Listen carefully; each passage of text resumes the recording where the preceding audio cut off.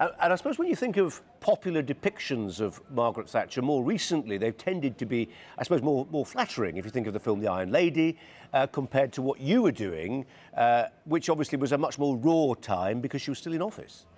Well, can I say to you, Sir Colin, and it would be Sir Colin, you know, if I was still Prime Minister.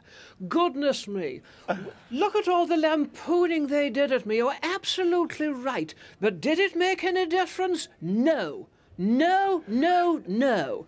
Spitting Image lasted for 10 years. I lasted for 11 and a half. Who had the better innings? I did. How long, Steve, did it take you to get that right? Quite a while, actually.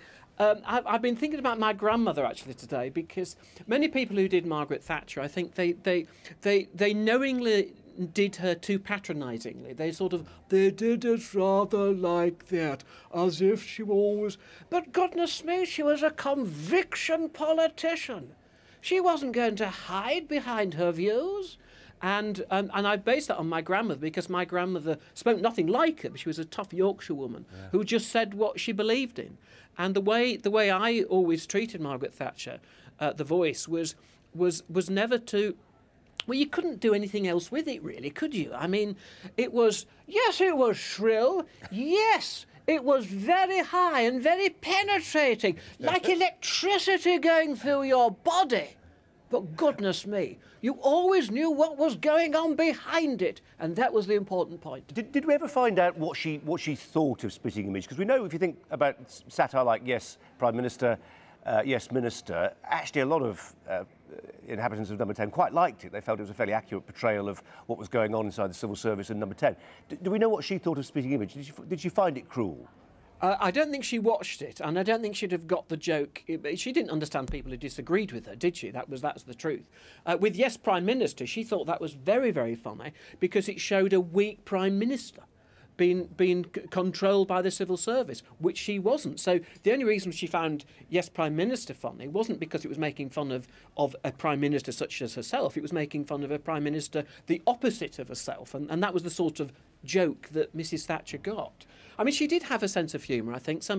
I remember in Parliament once, Kinnock was away and Roy Hattersley was standing in it. I think it was the last week of before they all went on holiday or whatever. And he asked her a question about the economy, and she stood up and she said, inflation is falling, unemployment is falling. And then she looked at him and said, etc., etc., etc. Is there anybody in modern British politics which has the potential to be sent up in quite the same way? The answer to that is no, if you want a good one. I mean, again, I don't mean to ridicule her, and it's not just doing women, but I do think there is a bit of Anne Widdecombe that is rather Thatcherite, and she has the gift of a voice. I met her recently, and she said she thought I was very good at doing her. And she got rather sort of sheepish when she said, well, how do you do my voice? And I said, well, it's sort of 2 notes. She said, you're right about that. And I said, Homer Simpson has the same voice. Because Homer Simpson has the same voice. So she was rather upset that Homer Simpson has the same voice as Anne Widdecombe. I just wonder, Steve, on a slightly more serious note, do you have any misgivings about the fact that a lot of arguably young people in particular now draw their lessons from recent history, not necessarily from newspapers or news programmes like ours, but from more mainstream comedy? I mean, you think about America in particular, the Letterman programme, things like that often inform the political outlook and worldview of young people in a way that the news programmes don't. And I just wonder sometimes whether you think that the satire, the tradition that you were part of, has almost grown too influential.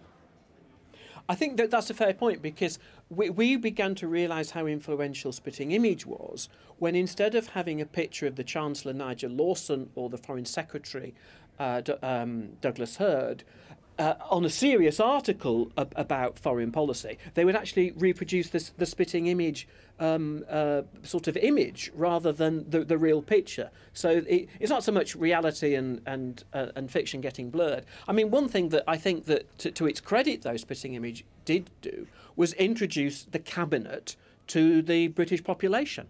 I mean, pre-Spitting Image, I doubt if anybody would have known half the names of the cabinet. But those, when you think about that cabinet, there was Leon Britton, there was Norman Tebbit, there was Cecil Parkinson, names that will be very familiar to anybody sort of over the age of 35 through Spitting Image rather than through anything else. Yeah. Great point, Saul, and we really enjoyed your impression very much. The pleasure was all yours. Steve, thank you very much indeed. Steve Nallon.